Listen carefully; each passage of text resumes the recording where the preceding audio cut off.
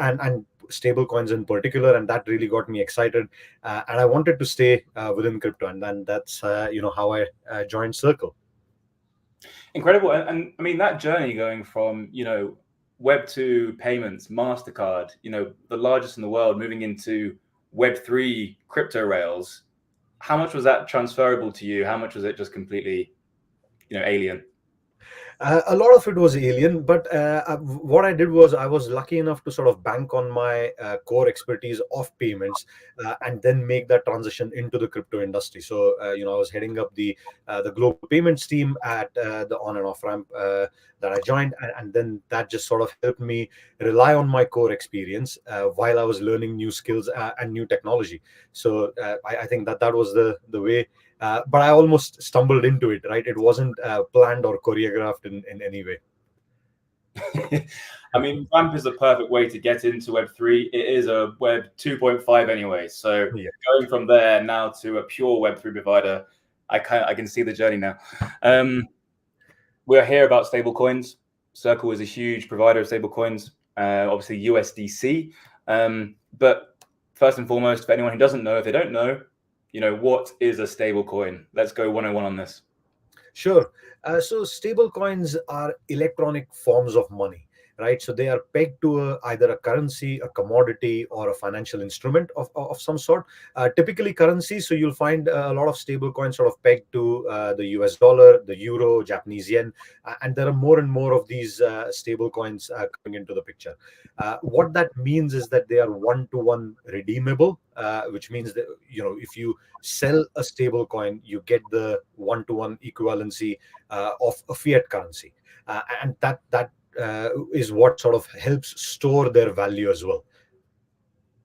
Makes a lot of sense. Yes, so it's purely asset backed by the dollar. I know that Tether has previously had a few issues with being one-to-one backed previously. It seems like the lawsuits are forever ongoing.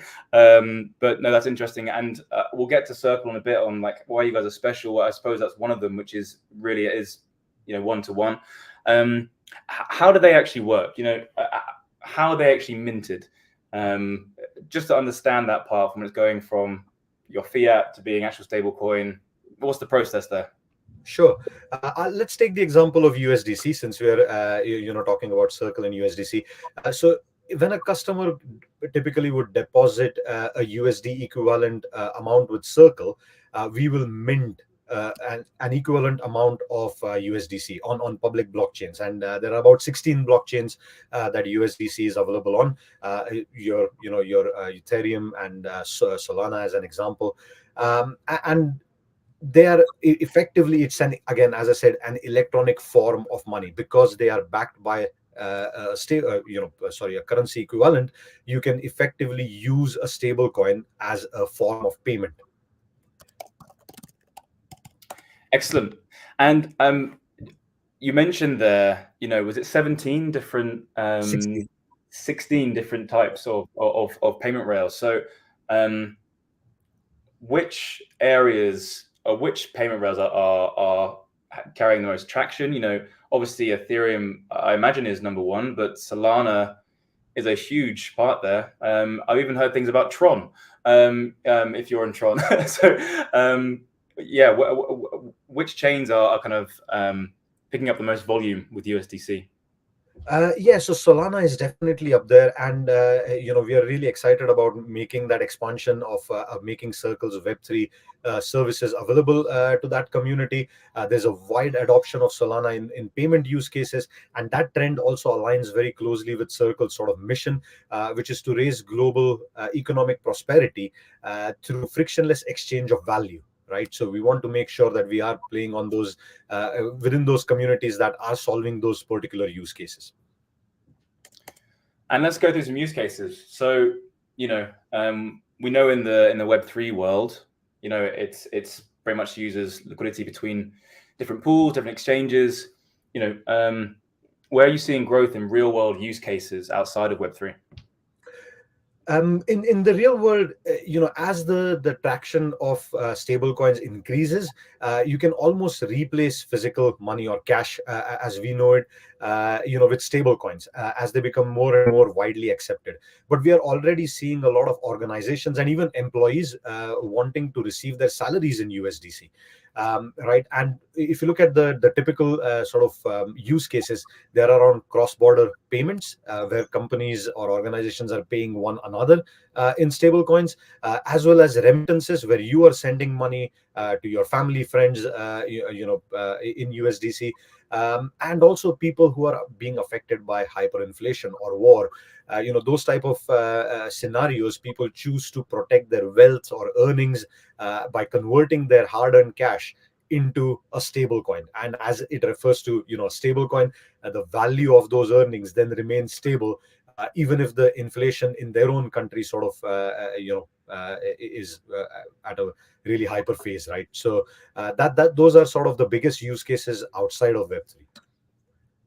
It makes a lot of sense. We've always learned about kind of like Argentina, Zimbabwe, the kind of different economies that would really, really benefit from something that truly is stable and it's just electronic, and all you need is your phone to pay for these things.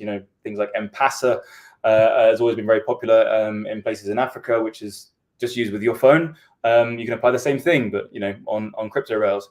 It's very interesting for us because, we have individuals in our team that just want to get paid in USDC, and when I'm paying the team, it takes me 2 clicks to pay on USDC. It's going to take me 1, 2, 3, 4, 5, 6 to pay with our bank account, and guess what? We also get slapped with a fee of 100, 200 pounds on top. Super annoying. So it makes so much sense in terms of the cost benefit analysis, let alone just being easier with UX and just sending it to someone. And this also, I was just going to add, I think there is a huge aspect of financial inclusion that comes with Web3 and, stable coins as well. I think this technology has the ability to penetrate into markets or areas where a large segment of the population has been typically left behind by financial services, by traditional financial services and banking, I mean. So, this is where an employer could pay anybody really that has done a job for them with USDC, because all you require is a wallet, right? So all you require is to sign up to a non-custodial or a custodial wallet and have the ability to be paid in stable coins without having to go through a lengthy sort of account opening process, a KYC process, and that really brings generates an entire economy within itself, because now you've got all these people access to digital money that can participate in digital economy. Otherwise, traditional banking was sort of leaving them behind. Yeah, there are 1 billion adults globally. Adults, not just people, adults who are unbanked. So the fact that problem still exists outside of anywhere in developed worlds is just mind-boggling. It's a huge problem for sure, and it can definitely be saved with this kind of technology. You can look at Solana as well right now. They just released Blinks, Yes. What an awesome technology to just have as a user experience when you can send a link to someone, and you can pay someone with that. But it's, steadily these things are coming through. I imagine that kind of technology would be very beneficial for USDC and other stables as that kind of format of transacting between people becomes so much easier. But moving away from USDC, I suppose, you've mentioned that Circle has other products. I think, just as kind of the beachhead or the most popular one is USDC. It'd be great to learn more about what is Circle and what are the other products that Circle provides. Sure. So Circle is, we are effectively a financial technology firm that, we enable businesses to harness this power of electronic money or digital currencies, if you will, and conduct their business, right? Whether that's commerce or even using that as a store, as we were saying, or, protecting value of their earnings, right? So we want to make sure that we enable businesses, enable consumers to participate in this economy and raise the global prosperity. That's Circle's sort of mission. Understood. And what are the other products, I suppose, involved with that? I know you've only been at Circle, I think, is it a week? Yeah, just over a week. So if you haven't got other products they provide, we would not hold it against you at all. But to understand more about Circle, because when I think of Circle, I think of USDC instantly. So just to understand what else is going on in the background, they do so much infra. Yeah, for sure. And maybe, I can drop some links afterwards, which are aimed at specifically developer communities. But we do have a number of products like programmable wallets, our smart contract platform, what we call the gas station, which effectively, you can bake in the consumer transaction fees into the original transaction, so that the consumer doesn't have to sort of bear that and go, hunting for a way to pay those. But yeah, I mean, those are sort of our predominant other products and services which are specifically aimed at developers, and it makes really easy for developers to build apps on top of these technologies. So I can drop some links around that as well. Awesome. Yes, please. Yeah, we're all about education in our community, and that'll be awesome. I love this feature. It's the first time using it.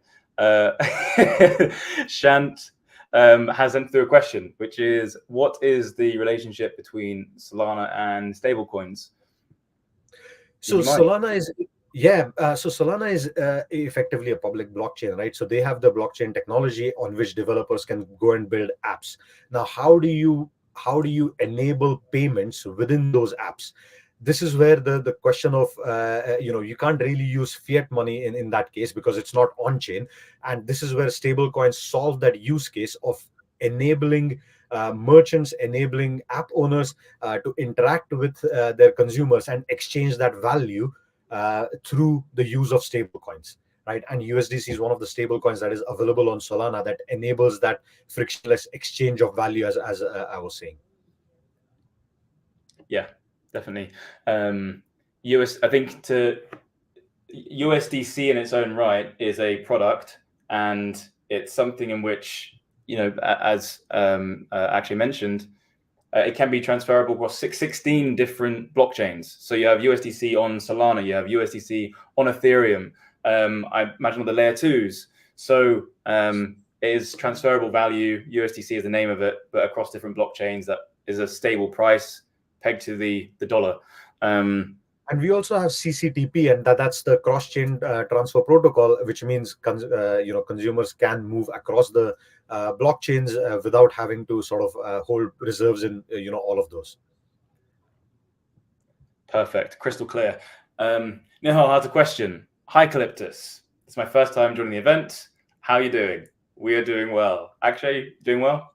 Yeah, very well. I'm looking for an open position like contract or full-time at the moment. Other than web app and game dev, I like blockchain AI projects to work with. What do you think on this? You should probably join our platform first and foremost. We have education on Solana. Of course, this is the Learn to Earn event. We have education on Ethereum end-to-end to learn these things, but also we have 22,000 tech professionals in our network, our community. And of course, we have over 120 different jobs. But outside of our platform, I would say that, and we run a newsletter, which is the last question we always ask kind of industry leaders in this newsletter. It's called Coffee with Calyptus. Is what's the advice you would give others with finding their feet in blockchain? And it always comes up, which is building in public. If you can build in public, especially on GitHub. Prove what you're building, put it on Twitter, on LinkedIn, have a really nice green activity level across your GitHub. It's a huge thing for anyone to see that you build an open source in that manner. And also, I mean, not just building in public, truly valuable, going to in real life events. There's ETHCC coming up. You can go to like Hacker House with Solana, for example, but that's where you're going to build the best relationships.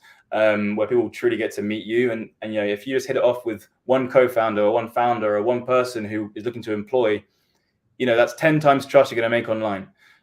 So those are my probably 2 giveaways from what I've learned from our industry leaders who do our newsletter, at least. But Akshay, if you had any advice.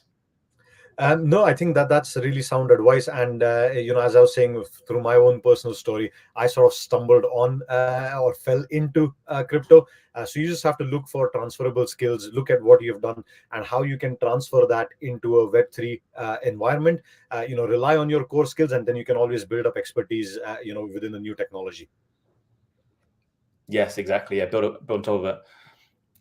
Jimmy, how is this pegged to the dollar? How did the collapse of CVB cause its depeg? And as a user, how can I be sure that my funds are safe? That is an excellent question. How is this pegged to the dollar? Circle are the sole issuer of USDCs. We are a fully regulated, fully reserved, dollar reserved issuer of USDCs, and it is backed 100% by highly liquid cash or cash equivalent assets. We are one of the, probably one of the only companies that also publish this information transparently on our website. So you can go onto our website and see the dollar reserves. You can see how many USDCs are in circulation, and we are also audited privately, right? So with a third party that makes sure that we say what we are doing in the back end. We have always prioritized regulation, and make sure we're also working with regulators and governments to set the standards really for stablecoin issuance, right? So that's sort of how you can make sure that we are pegged to the dollar and that your funds will always be safe. Perfect. Yeah. Shant, quick answer. I suppose the short answer is yes. Yes. It is. Cool. I mean, Circle has achieved a lot to get to this point. Where is USDC right now? Like top 5 largest cryptos in the world, or somewhere around there. What have been some of the big milestones over this past, a year or so? That is probably worth mentioning. Some things to kind of celebrate and shout about.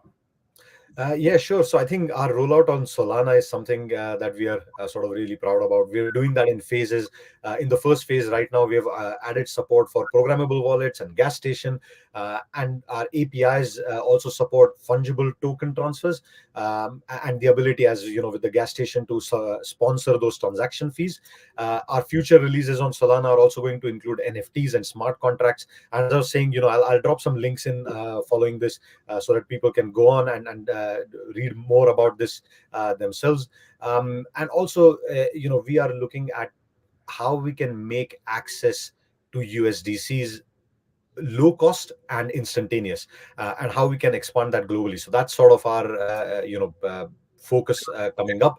On the big milestones in APAC, we recently announced a partnership with Grab, which is one of the biggest wallets in Singapore and some of the other Southeast Asian countries. It's used outside of Singapore as well, to enable those Web3 experiences, which will be powered by USDC. Similarly, in Asia, we are seeing a significant momentum in trade finance, cross-border commerce, as well as payments and remittances on USDC. In LATAM, we are seeing a huge developer community around USDC, around Web3. And we've also teamed up with some of the biggest names like Mercado Pago and Nubank to extend that access of USDC within that market, right? And specifically around Chile and Brazil with these two banks, big institutions, but their influence extends beyond those countries as well. So that's those are some of the big milestones currently. Awesome. So bank, infra, entering some of those developing countries where it's super valuable as a digital form of money. Brilliant. I mean, entering into Sol as well was either good timing or just because it was driven by the market. But I'm sure the meme coin hype right now is probably fueled by a lot of USDC being traded, which is happy for everyone on this call, I'm sure. Well, maybe not because the markets are bleeding, but they'll come back. Yeah. How are things with I suppose on the horizon now with Circle? What is coming up? Is there anything you can tell us that we're allowed to know? What can you tell us on the horizon at Circle? Yeah, no, I think I might have covered some of this already, but we are looking at global expansion, enabling that access to USDC, which is really important for us to promote that financial inclusion. Again, I'll go back to our mission, which is to improve the global prosperity, and we can't do that by leaving us, as you said, a 1 billion section of adults outside, and that's just the adults that we know of right now. That there's a whole bunch of people that are coming of age where they can transact and where they can sort of participate in economies, and we don't want to leave them behind. So I think that's our primary focus, to improve that access of USDC globally, and making sure that we are promoting that global financial inclusion. And with that in mind, as we spoke of some of the projects in APAC, we spoke of some of the projects in Latin America, which I think are perfect and align with our mission of making sure that we provide that access. And we are partnering with some of the biggest names like Mercado Pago, Nubank, Grab, to improve that access, right? These companies already have millions of customers on their books, and the way for them to participate or on ramp onto USDC is going to be via these apps. So that's where our core area of focus is. Yeah, I mean, genuinely, the social impact of having stablecoins in existence versus traditional, look at your TransferWise, like they are cheap, but to be able to competing with that and be able to do it instantaneously, this kind of sending of money, it's huge. Yeah, as we said, the 1 billion unbanked, this is massive. Toby, how do you intend to make traditional financial institutions in the UK adopt payments in Web3? I don't think that I can sufficiently comment on that because we're not influencing sort of. I think the markets are driving this adoption towards Web3, right? We can all see the usefulness of decentralization. As we spoke about, there is a huge section of the society, maybe not so much in the UK, but there's a huge society section of the society that's been left behind by traditional financial services, and they are adopting Web3. So I think the adoption is there, and the markets are really driving this change rather than one or two companies trying to influence that change, right? So it's market driven, which I think makes this a more viable proposition as well. A question on top of that. So PayPal has launched, well, or they are launching. I'm not quite sure where they are at the moment with their kind of their roadmap. Of course, their PayPal token. They already have their 1 foot in the traditional finance world. Is that a major kind of competitor you're seeing here versus Circle? How do you think Circle would, compete with someone like PayPal? Yeah, a question, and if you can't answer it, don't worry. Yeah, I don't think I'm going to comment on competitors, but there are various forms of stable coins, and I'm sure this is where there will be a market adjustment at some point, and there will be various applications and various use cases that one stable coin probably will solve more immediately than the other. So that remains to be seen how that sort of pans out, right? Yeah. I mean, I haven't heard of an uptake in the PayPal token as of yet. Circle is kind of crushing it. Shant, given the current demand for experienced builders in the Web3 market, do you recommend one starts using your Solana path or traditional Ethereum path? Good question, Shant. I mean, 95% of our employers on our platform, I would say they actually are that they're Ethereum based. But that's not to say that right now, a huge number of companies are now looking to grow and build on Solana. So it depends where you want to be. I feel like Ethereum would be your safest bet. But if you want to jump onto a chain that has a lot of low supply in terms of number of builders versus Ethereum, Ethereum only has about 18,000, between 28,000 builders. Solana would have probably about 10 times less than that. I'm just going to guess based on just the how young it is. It really depends on where you want to go, because Solana could actually pay a lot more because there's a lower supply, but there's a high demand of talent. It depends if they can hold on to their speed and their acceleration as this growing chain. Ethereum is your safest bet, I would say, but Solana is the hot young thing on the block if you wanted to go down that avenue. I wouldn't say no to actually trying out both of them and figuring out we want to go in either, like what's best for you, what you enjoy learning. One's in Solidity, one's in Rust. So they have their pros and cons there too.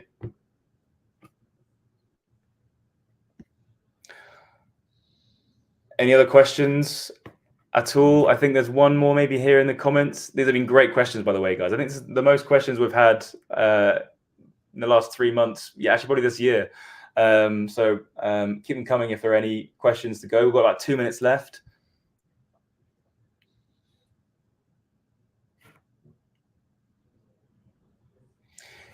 Is learning blockchain engineering worth it? So we run a salary report every quarter. And what we pulled from that report, from all our employers and the 200 jobs or so that we analyzed, the average blockchain engineer is getting paid $160,000. It's a huge amount of money. Now, obviously, you've got to have a few years of experience to get there. But once you get into that realm and you are a well-regarded and experienced blockchain engineer, it can pay very, very well. Of course, it also plays into the whole decentralized workforce, which is you can work from anywhere. We're seeing a huge shift towards companies actually just providing the same salary to anyone in the world. You could be in Africa, you could be in Asia, you could be in Europe, could be America. They're just looking for the best person that can fill this role, and they'll pay the same salary regardless. That's not for everyone, but we're seeing a trend towards that.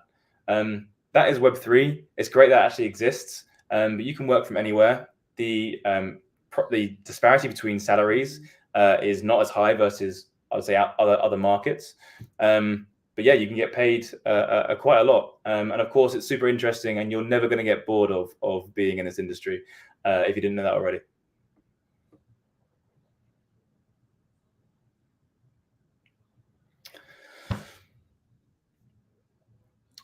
This might be too technical for me. Why does Solana have multiple languages when learning it? Rust, Anchor, TypeScript. Our DevRel, I hope is not on this call. If Jimmy's on this call, this can be answered. If he's not on the call, you're going to have to take it to our Discord. You'll find that on our website, and he'll be able to answer everything in detail there from a technical perspective. So sorry about that, Toby, but we'll get an answer for you.